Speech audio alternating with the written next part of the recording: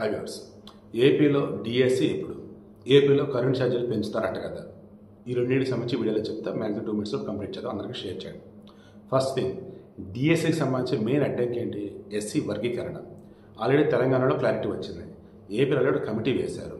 ఖచ్చితంగా ఎస్సీలో ఉన్నటువంటి మాలలు, మాదిగలు, రెల్లి, ఇంక రిమైనింగ్ ఎవరైతే ఉన్నారో వీరందరి సంబంధించి పర్సంటేజ్ వైజ్ ఆల్మోస్ట్ కొలికి వచ్చేసింది. అండ్ రేపు ఎమ్మెల్సీ ఎన్నిక ఉంది. ఈ ఎమ్మెల్సీ ఎన్నికైన మరుక్షణం ఏపీ డిఎస్సి నుంచి నోటిఫికేషన్ ఇస్తారు. అండ్ మేలోపు అంతా కంప్లీషన్ అయిపోయింది. జూన్ ఆర్ జూలైలో మీకు పోస్టింగ్లు కూడా వచ్చేస్తాయి. సో డిఎస్సి సంబంధించి క్లారిటీ ఓకే. నెక్స్ట్ కరెంట్ ఛార్జీలు.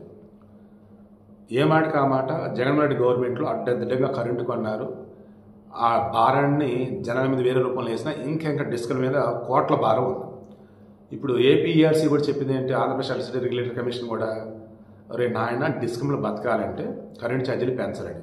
కరెంట్ ఛార్జీలు పెంచారా? ఇక టీడీపీ మీద, కూటమి గవర్నమెంట్ మీద లేనిపోని బురదలట రెడీగా ఉంది వైసీపీ వాళ్ళు. ఏ రకంగా పిల్లలకి ట్యూషన్ ఫీజులు కావచ్చు, ఫీజు రియంబర్స్మెంట్లు కావచ్చు ఇవ్వకుండా ఆపింది జగన్మోహన్ రెడ్డి గవర్నమెంట్. ఆరోగ్యశ్రీ కింద బకాయిలు ఇవ్వకుండా ఆపింది జగన్మోహన్ రెడ్డి గవర్నమెంట్.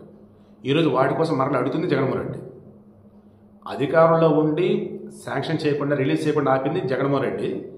ఈరోజు కూటమి గవర్నమెంట్ అన్ని ప్రాబ్లమ్స్లో ఉండి కూడా ఎంత కొంత రిలీజ్ చేసుకుంటూ పోతా ఉంటే అది ఇవ్వకుండా ఆపుతున్నారు, అది ఇవ్వకుండా ఆపుతుందని చెప్పేసి మరలా పొల పెడుతుంది, నీళ్ళు పెడుతుంది, హడావుడి చేస్తుంది, మళ్ళీ ఇవే వైసీపీ.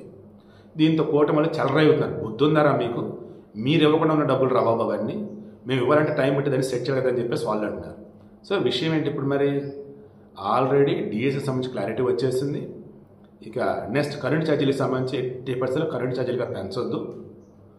మీరు ఈలోపు రెన్యూబుల్ ఎనర్జీ, సోలార్ ప్యానల్స్ పెడతారా, విండ్ మిల్స్ పెడతారా, పెట్టండి. ఈలోపు పవర్కి సంబంధించేసి పవర్ జనరేషన్ పెంచండి, దాన్ని వేరే రాష్ట్రాలకు అమ్మండి, ఆ వచ్చిన డబ్బులతో డిస్కౌంట్ అప్పులు తీర్చేసుకోండి అంటున్నాడు చంద్రబాబు గారు. సో విషయం క్లారిటీ వచ్చింది కదా మీకు. ఈవెన్ ఆరోగ్యశ్రీ బిల్స్ కూడా దఫాలుగా మేము చెల్లిస్తామని కూడా చెప్తూ ఉన్నారు. అండ్ ఆరోగ్యశ్రీకి సంబంధించి కూడా చూసుకుంటే ఇన్సూరెన్స్ ఏదైతే ఉంటుందో, ఆరోగ్యశ్రీ అన్నప్పుడు జస్ట్ లైక్ ఇన్సూరెన్స్ అది, దాన్ని కూడా పెంచడానికి ఎఫర్ట్స్ పెడతామని చెప్పేసి అంటున్నారు. ఐఎమ్ షూర్ అండి, జగన్మోహన్ రెడ్డి పరిపాలన పుణ్యమాని ఏది చేయకూడదు అదంతా చేసి వెళ్ళిపోయాడు. ఇక ఆయన చేసిన వాటిలో ఏ ఒక్క దరిద్ర పని చేసిన జనాలు చేయబడతారు.